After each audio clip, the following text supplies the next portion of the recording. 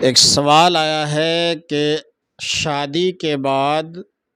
عورت پر زیادہ حق کس کا ہے، شوہر کا یا ماں باپ کا؟ تو یاد رکھیے شریعت مطہرہ کا فیصلہ ہے کہ شادی ہونے سے پہلے لڑکی کے اوپر ماں باپ کا کہنا ماننا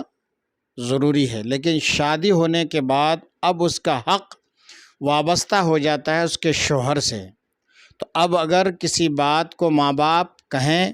اور شوہر منع کریں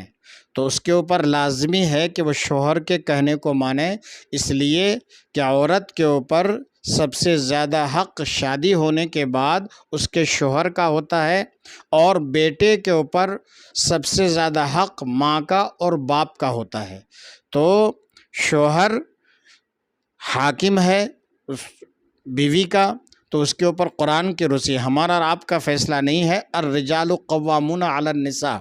مرد جو ہیں یہ عورتوں پر حاکم ہیں، تو شوہر کو بیوی کے اوپر اللہ تبارک و تعالیٰ نے حاکم بنایا ہے، اور شادی ہونے کے بعد زیادہ حق شوہر کا بنتا ہے۔ تو ایسی صورت میں بیوی جو ہے شوہر کی اطاعت کرے گی، اور بیٹے کے اوپر سب سے زیادہ حق اس کی ماں کا بنتا ہے اور پھر اس کے باپ کا بنتا ہے۔ تو